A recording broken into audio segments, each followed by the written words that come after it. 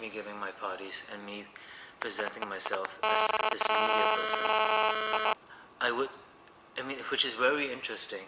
If I could get off topic for a while, like even besides Damien Hirst and Takushi Murakami, which I think are like the most media people in the world, and after like Warhol, it hasn't been in the first that for someone I could go to like a fashion event, and you would go, and if it's Fashion Week right now, I would go, and then cameras would be like non-stop, Terence, like this way, that way, kind of like thing, and not even Damien Hirst and like Takashi has, and I think it's amazing for me because my favorite artist is Warhol. So that's the question I wanted to ask you about Warhol. Yeah, is Warhol your hero? Warhol is not my hero.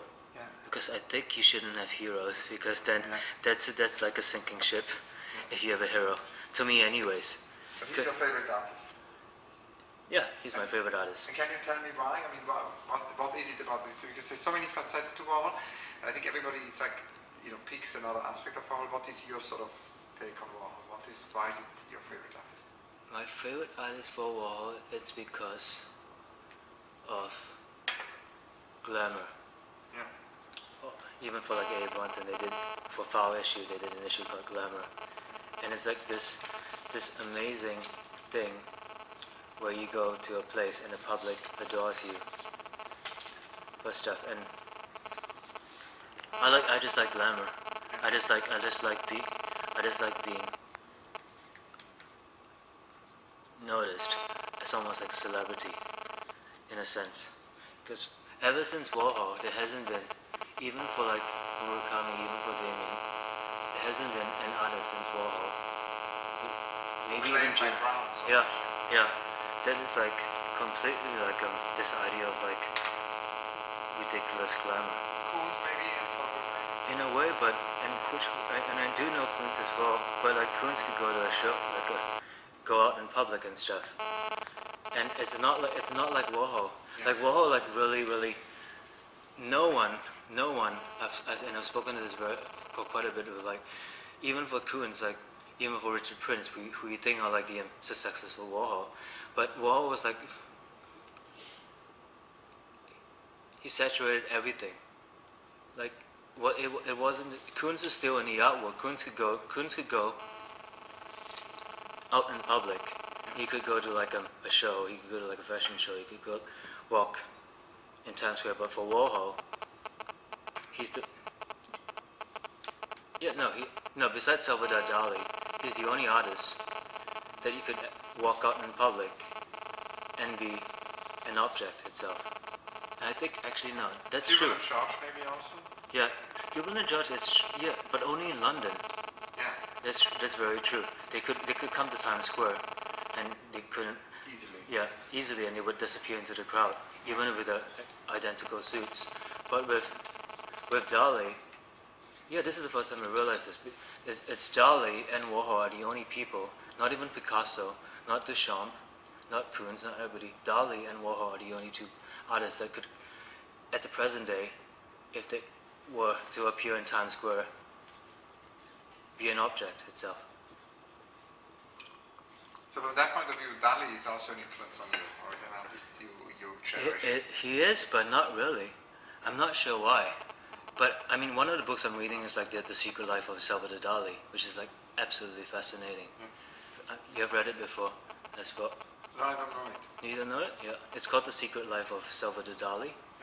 And it's Dali. It's written by Dali, and it's his whole life from childhood to, and it's his experience itself.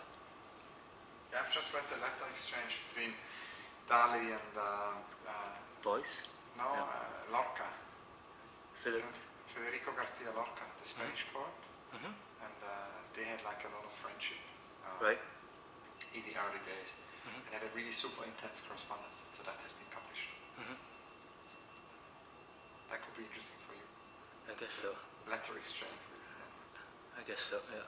So you don't have heroes, but you have artists who inspire you. So it's Warhol, is Dali. Have there been at the beginning of your trajectory other artists who have inspired you? Yeah, definitely. My most inspiration, Ray Johnson. Ray Johnson. Yeah. Wow. And I've always thought the opposite of Warhol. No, the opposite of Warhol was George McCunis. But then if I would have to like the top 5, it would be like almost like Warhol, Boys, Ray Johnson, Yoko Ono. And I can't think of the 5th actually. I'm sorry. And why Yoko Ono? Yoko Ono because she had a number 1 hit. Actually, and she's the only artist that could walk on the street and she's a superstar. Yeah. So similar to what you said. Yeah, is it superficial to think this power you get as being a superstar, as like walking down the street and people recognizing you? Yeah, I suppose it's an interest to exist beyond the art world or something, no? It is. I mean, you probably think I'm superficial and stupid, Hans. It's all very interesting. Interesting. You know, I think it's a fascinating conversation. So you think it's basically the idea of going beyond of existing in the real world? Yeah. Because I mean, a lot of things exist in the art world and have a lot to do with celebrity, but it's celebrity which is relative to the art world and in proportional relation to the art world. But what you're talking about is basically celebrity in the real world, right? In the real world, but the whole world. Yeah. You know what I mean? If you think of Yoko, if you think of Warhol, they saturated everything. If you look at advertisements right now, if you look at like people knew Warhol, people don't even know Kunz or like Murakami, even in a limited sense. Yeah.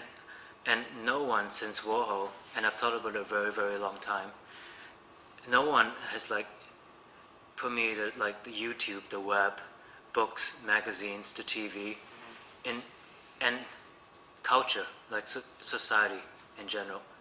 Because the most successful artist that's permeated everything is Murakami with his bags for Louis Vuitton. But it's still like specific to the art world. And I've spoken to Harvey for a very long, and it's not an egotistical thing, but I really want to be the first artist in the 21st century that has like hello Hans Meyer. Hello. And it's a very high thing to go, where like you actually shift society itself. So you want to change society? I think so, yeah. Which is what Warhol did as well. But that's also, I mean, that leads us also to Boys, because I mean, I think when I started to be as a kid in the art world in the late 80s, you know, and the art world was very much polarized between Warhol and Boys. They were the kind of 2 key figures. And they were obviously very different, and they both changed society. But Boys had this sort of direct claim to sort of change the world and sort of social sculpture and all of that. And I was wondering, we haven't spoken much about Boys yet. Was Boys